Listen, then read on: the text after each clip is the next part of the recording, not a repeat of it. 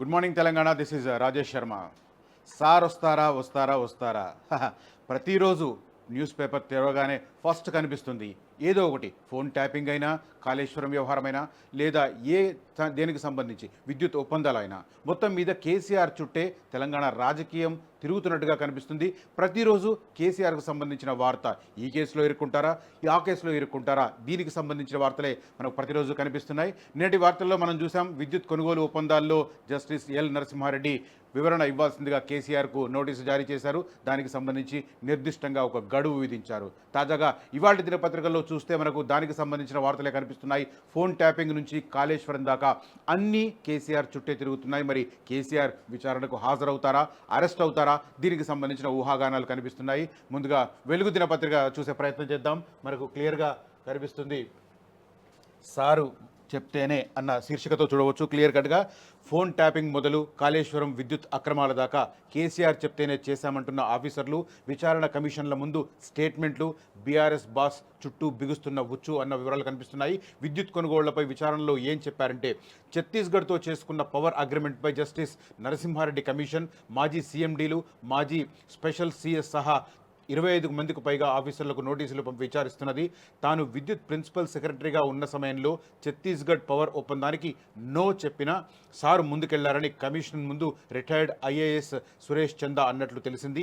ఆ ఒప్పందాన్ని వీలైనంత త్వరగా కంప్లీట్ చేయాలని నాడు సారు నుంచి ఆదేశాలు ఉన్నాయని senior IAS Arvind Kumar statement ఇచ్చినట్లు సమాచారం.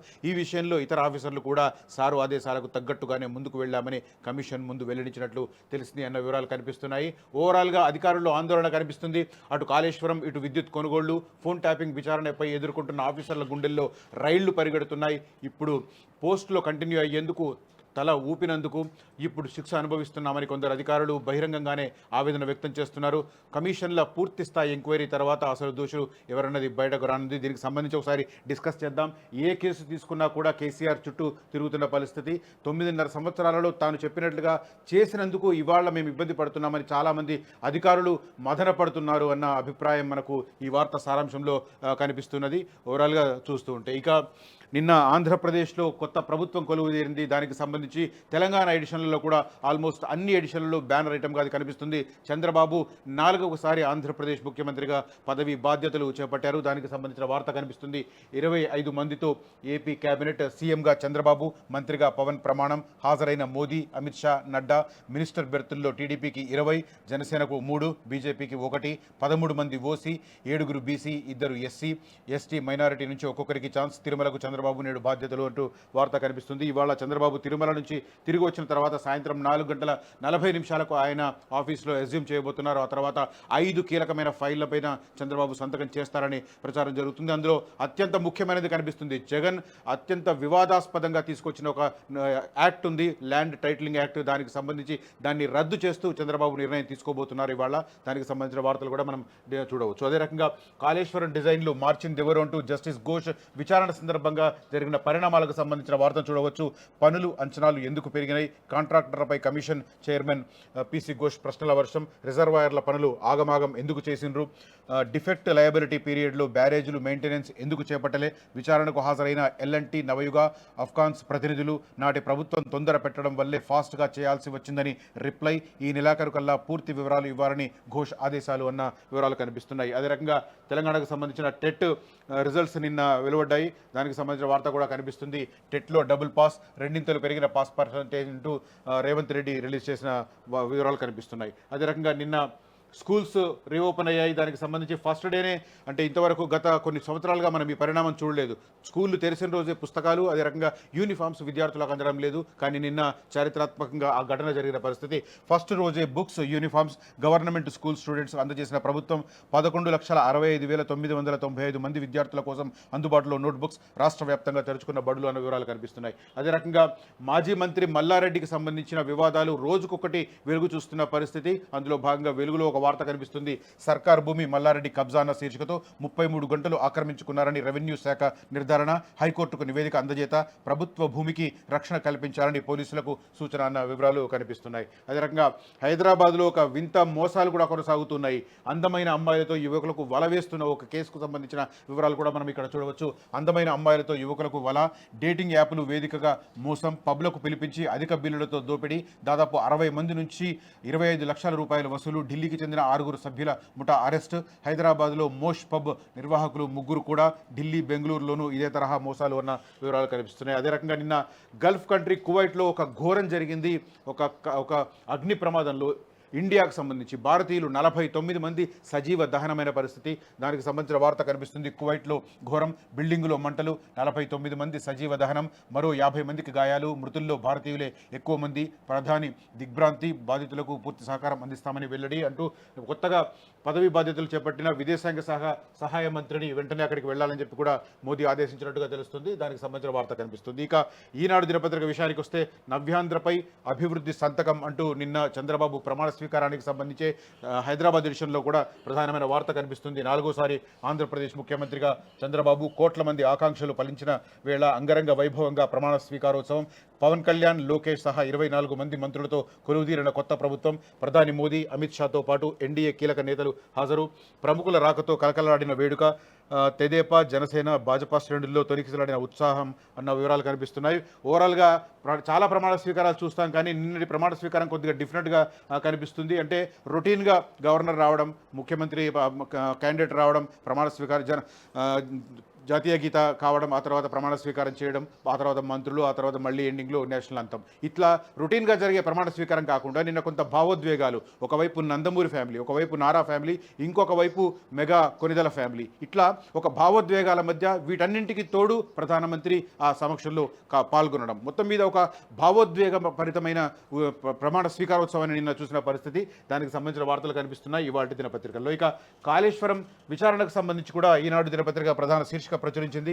కాళేశ్వరంపై న్యాయ విచారణ, గడువు పొడిగింపు, 2 నెలల పాటు పెంచే అవకాశం. సుమారు 50 మంది నుంచి వివరాలు స్వీకరించిన జస్టిస్ పిసి ఘోష్ కమిషన్. విచారించాల్సిన వారు మరో 50 మంది అన్న వివరాలు కనిపిస్తున్నాయి. అదే రకంగా తెలంగాణలో చాలా ఒక చర్చనీయాంశంగా రుణమాఫీ వ్యవహారం మారింది. ఆగస్టు 15 కల్లా ఖచ్చితంగా రుణమాఫీ చేస్తామని సీఎం రేవంత్ రెడ్డి గత ఎన్నికల ప్రచారంలో ఎన్నోసార్లు ప్రకటించారు. కొన్నిసార్లు దేవుళ్ల మీద ఒట్లు కూడా వేసుకున్న పరిస్థితి, ఖచ్చితంగా చేస్తారని. కానీ దానికి ప్రణాళిక ఏది అన్న విషయంలో మాత్రం ఇప్పటివరకు క్లారిటీ లేదు. ఇప్పుడిప్పుడే కొంత క్లారిటీ వస్తున్న పరిస్థితి. ఈ నేపథ్యంలో రుణమాఫీపై మంత్రివర్గ భేటీ 15న లేదా 18 నిర్వహణ, విధి విధానాలపై సమావేశంలో చర్చించి ఖరారు చేసే అవకాశం.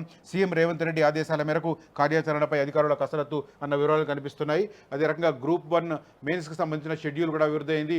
అక్టోబర్ 21 నుంచి 27 వరకు గ్రూప్ 1 మెయిన్స్ నిర్వహించడానికి ప్రణాళిక సిద్ధం చేశారు. దానికి సంబంధించిన వార్త మనం ఈనాడులో చూడవచ్చు. అదే రకంగా కువైట్ అగ్ని ప్రమాదానికి సంబంధించిన వార్త కనిపిస్తుంది. 49 మంది దుర్మరణం అన్న వివరాలతో ప్రధాని మోదీ దిగ్భ్రాంతి. 2 లక్షల చొప్పున ఈ మృతుల కుటుంబాలకు పరిహారం చెల్లించనున్నట్లు ప్రకటించింది భారత ప్రభుత్వం. దానికి సంబంధించిన వార్త చూడవచ్చు. ఇక ఈనాడు ఎక్స్క్లూజివ్ ఐటమ్స్ విషయానికి వస్తే మనకు గొర్రెల పథకానికి సంబంధించిన అక్రమాలపైన ఒక వార్త కనిపిస్తుంది. గొర్రెల పథకం అక్రమాలపై ఈడీ విచారణ, 700 కోట్ల అవినీతిలో మనీ లాండరింగ్పై దృష్టి, వివరాలు ఇవ్వాలని రాష్ట్ర అధికారులకు లేఖ. అనిషా అవినీతి నిరోధక శాఖ విచారణలో పెదవి విప్పని నిందితులు అని కనిపిస్తుంది. తెలంగాణలో ఈ గొర్రెల పంపిణీకి సంబంధించి గత 9 సంవత్సరాలలో జరిగిన గొర్రెల పంపిణీలో ఎన్నో అక్రమాలు జరిగాయన్న అలిగేషన్స్ వచ్చాయి. దానికి సంబంధించి కొన్ని విచారణలు కూడా జరిగిన పరిస్థితి. అయితే తాజాగా జాతీయ స్థాయిలో ఏదైతే దర్యాప్తు సంస్థ ఉందో ఈడీ ఈ రంగంలో దీంట్లోకి ఎంటర్ కావడం అనేది ఒక టర్నింగ్ పాయింట్గా చెప్పుకోవచ్చు. ఎందుకంటే రాష్ట్ర ప్రభుత్వం కనుక ఈ విచారణకు సంబంధించి కొంత స్లోడౌన్ చేసినా, దర్యాప్తును కొంత స్లోడౌన్ చేసినా కూడా ఈడీ ఆ విషయంలో ఎంటర్ కావడం అనేది రాష్ట్ర ప్రభుత్వం పరిధికి మించిన పని. కేంద్రం దీంట్లో ఎంటర్ అవుతుంది అన్న అర్థం చేసుకోవచ్చు. మరి నిందితులుగా ఎవరు తేరుతారు, ఏ మేరకు అక్రమాలు జరిగాయనేది ప్రధానంగా ఈడీ ఫోకస్ చేసే అంశం. ఈ గొర్రెల పంపిణీకి సంబంధించి నిధుల తారుమారులో మనీ లాండరింగ్ జరిగింది అనే అలిగేషన్స్ వచ్చాయి. కాబట్టి ఆ వ్యవహారాన్ని ఈడీ దర్యాప్తు చేయబోతోంది. దానికి సంబంధించిన వార్త కనిపిస్తుంది. తెలంగాణ రాష్ట్రానికి సంబంధించిన అవినీతి నిరోధక శాఖ నుంచి వివరాలు ఇవ్వాలని చెప్పి లేఖ రాసిన పరిస్థితి. దానికి సంబంధించిన వార్త మనం ఈనాడులో చూడవచ్చు.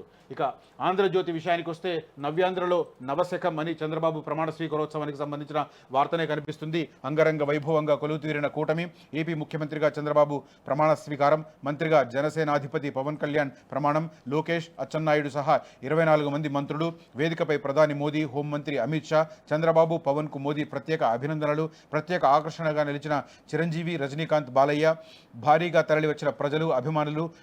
నేను అనగానే హోరెత్తిన హర్షధ్వానాలు అన్న వివరాలు కనిపిస్తున్నాయి. అదే రకంగా కువైట్ అగ్ని ప్రమాదానికి సంబంధించిన వార్త చూడవచ్చు. మనం ఇంతకు ముందు చేసిన దాంట్లో 49 మంది చనిపోయారన్న వార్త వస్తే ఇక్కడ 50 మంది చనిపోయినట్టుగా మనకు ఈ వార్తలో తెలుస్తుంది. ప్రధానంగా కువైట్ ప్రమాదానికి సంబంధించిన వార్తలు. ఇక గ్రూప్ 1 మెయిన్స్కి సంబంధించి 7 రోజుల షెడ్యూల్ అనౌన్స్ అయింది. ఇక తెలంగాణకు సంబంధించి ఒక్కొక్క ఇంట్రెస్టింగ్ న్యూస్ ఏంటంటే ట్రెడిషనల్ లిక్కర్ బ్రాండ్స్ కాకుండా కొత్త బ్రాండ్స్ని ఇంట్రడ్యూస్ చేయడానికి తెలంగాణ ప్రభుత్వం కొత్తగా వచ్చిన తర్వాత ఒక నిర్ణయం తీసుకుంది. కొన్ని బ్రాండ్స్ ఏదైతే ఆంధ్రప్రదేశ్లో వివాదాస్పదమయ్యాయో ఆ బ్రాండ్స్ని తెలంగాణలో ప్రవేశపెట్టడానికి కొంత కసరత్తు జరిగింది. అయితే దాని మీద రాజకీయ దుమారం చెలరేగడంతో ఇప్పుడు వెనక్కి తగ్గినట్టుగా కనిపిస్తుంది ప్రభుత్వం.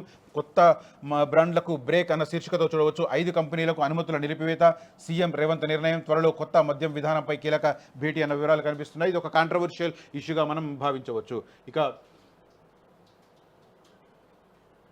తొలి వెలుగు పత్రిక విషయానికి వస్తే ఎక్స్క్లూజివ్ ఐటమ్ కనిపిస్తుంది. మల్లారెడ్డి దొంగ అన్న విషయంలో ఒక వార్త చూడవచ్చు. సుచిత్ర పరిధిలోని భూమి అతనిది కాదు, హైకోర్టుకు రెవెన్యూ అధికారుల నివేదిక అంటూ ఇందాక నేను చెప్పాను 33 గుంటల భూమికి సంబంధించి ఆయన ఆక్రమించుకున్నారు అని చెప్పి మనకు వెలుగు దినపత్రికలో ఒక కథనాన్ని చూసాం. అదే కథనం మనకు ఇక్కడ తెలుగు వెలుగులో కనిపిస్తుంది. సుచిత్ర పరిధిలో భూమి అతనిది కాదు, హైకోర్టుకు రెవెన్యూ అధికారుల నివేదిక. సైబరాబాద్ పోలీసుల చేతిలో సర్వే రిపోర్టు. గతంలో భూమి వద్ద రచ్చ చేసిన మామ అల్లుళ్ళు ఆ భూమి తమదేనని పత్రాలున్నాయంటూ బుకాయింపు. రౌడీలతో వచ్చి ఫెన్సింగ్ తొలగించి హంగామా. అడ్డొచ్చిన పోలీసుల పైన రెచ్చిపోయిన మల్లారెడ్డి ఆ భూమి మల్లారెడ్డిది కాదన్న అధికారులు అంటూ దీనికి సంబంధించి తెలంగాణకు సంబంధించిన కాంగ్రెస్ ఎమ్మెల్యే లక్ష్మణ్ కుమార్ వర్సెస్ మాజీ మంత్రి మల్లారెడ్డి కొన్ని రోజులు వాదోపవాదాలు కొనసాగిన పరిస్థితి. ఈ నేపథ్యంలో ఆ వివాదం మీద రెవెన్యూ అధికారులు ఒక నివేదిక హైకోర్టుకు అందజేశారు. పూర్తిగా 33 గంటలు దానికి సంబంధించి మల్లారెడ్డికి ఎటువంటి హక్కు లేదని అధికారుల నివేదికలో తేల్చిన పరిస్థితి. దానికి సంబంధించిన వార్తను చూడవచ్చు. అదే రకంగా కాళేశ్వరంకి సంబంధించిన వార్త కూడా కనిపిస్తుంది. కాళేశ్వరం దొంగలను పట్టుకుంటా, అధిక ఆధారాల కోసమే అఫిడవిట్ అడుగుతున్నాం, తప్పుగా ఫైల్ చేస్తే ఈజీగా తెలిసిపోతుంది, విచారణలో ఎవరేది చెప్పినా పక్కాగా రికార్డు చేస్తాం. కాళేశ్వరం విచారణ commission chairman justice PC Ghosh అంటూ ఎవరిని వదిలిపెట్టను, అందరినీ విచారిస్తా అని ఆయన చేసిన కామెంట్ ఆధారంగా మనం ఈ వార్తను చూడవచ్చు. ఓవరాల్గా కాళేశ్వరానికి సంబంధించి అధికారుల నుంచి అఫిడవిట్లు తీసుకుంటున్నారు లిఖితపూర్వకంగా. అదే రకంగా ఓరల్ ఎంక్వైరీ కూడా చేస్తున్న పరిస్థితి. అందరి విచారించిన తర్వాత ఆ అంశాల ఆధారంగా తగిన నిర్ణయాలు తీసుకుంటానని చెప్పి చెబుతున్నారు. అదే సమయంలో ఎవరైనా తప్పుడు అఫిడవిట్లు కానీ తప్పుడు వివరాలు కనుక ఇస్తే ఖచ్చితంగా శిక్ష పడాల్సిందే అని చెప్పి ఆయన వాదిస్తున్నారు. దానికి సంబంధించిన వార్త కనిపిస్తుంది. ఇక నమస్తే తెలంగాణ విషయానికి వస్తే ఏపీ ముఖ్యమంత్రిగా బాబు ప్రమాణం అంటూ ఆంధ్రప్రదేశ్ పరిణామాల మీద మనకు ప్రధానమైన వార్త కనిపిస్తుంది. టెట్ ఫలితాలు విడుదల అంటూ నిన్న సీఎం రేవంత్ రెడ్డి టెట్ ఫలితాలు విడుదల చేసిన తర్వాత దానికి సంబంధించిన వార్త కనిపిస్తుంది. ఇక నమస్తే తెలంగాణ ఎక్స్క్లూజివ్ ఐటమ్గా మనం ఇంకొక వార్తను చూడవచ్చు. ఇక్కడ రిక్రూట్మెంట్ రహస్యం అన్న శీర్షికతో జీఆర్ఎల్పై గోప్యత ఎందుకు, 3 నెలలైనా ప్రకటించకపోవడంపై అనుమానాలు, నియామకాలు పూర్తయ్యాక ఇస్తామంటున్న ట్రిబ్, అభ్యర్థుల ఆర్టీఐ దరఖాస్తులను అదే సమాధానం, అభ్యర్థులను సొసైటీలకు అలాట్ చేసి 3 నెలలు, ఇప్పటికీ వెల్లడించిన డిఎల్ పోస్టుల paper 2, JL PGT 3, TGT paper demo మార్కులు అన్న వివరాలు కనిపిస్తున్నాయి. ఈ ట్రిబ్ నిర్లక్ష్యం, ప్రభుత్వ అలసత్వం వెరసి గురుకుల అభ్యర్థుల పరిస్థితి అయోమయంగా మారింది. ఎవరికి చెప్పుకోవాలో, ఎక్కడ తమ గోడు వెళ్ళబోసుకోవాలో తెలియక సతమతమవుతున్నారు అంటూ వివరాలు కనిపిస్తున్నాయి మనకు నమస్తే తెలంగాణ దినపత్రికలో. అదే రకంగా తెలంగాణలో ఆర్టీసీ బస్ ఛార్జీలు పెంచారు అని చెప్పి గత 3 రోజులుగా కొంత రాజకీయపరమైన చర్చలు జరుగుతున్నాయి. దీని మీద ఆర్టీసీ క్లారిటీ ఇచ్చే ప్రయత్నం చేసింది. దేశవ్యాప్తంగా ఈ నేషనల్ హైవేస్ పైన టోల్ ప్లాజాకు సంబంధించిన రేట్లు పెరగడం వల్ల, టోల్ ప్లాజా రేట్లు పెరగడం ₹3 చొప్పున పెరగడం వల్ల దాని ఇంపాక్ట్ ఆర్టీసీ ఛార్జీల మీద పడింది. కానీ మేము ఎట్లాంటి ఛార్జీలు పెంచలేదని చెప్పి ఆర్టీసీ వివరణ ఇచ్చింది. దానికి సంబంధించిన వార్త కనిపిస్తుంది. ప్రయాణికులపైనే టోల్ భారం, టోల్ రేట్లు పెరగడంతో సెస్ పెంచిన టీజీఎస్ ఆర్టీసీ, టోల్ రేట్లలో ఒక్క టికెట్పై ₹3 చొప్పున పెంపుదల అన్న వివరాలు కనిపిస్తున్నాయి మనకు ప్రధానంగా నమస్తే తెలంగాణ దినపత్రిక విషయానికి వస్తుంది. అసలైన తొలి వెలుగు. ఫాలో వాట్సాప్ @తొలి వెలుగు అఫీషియల్.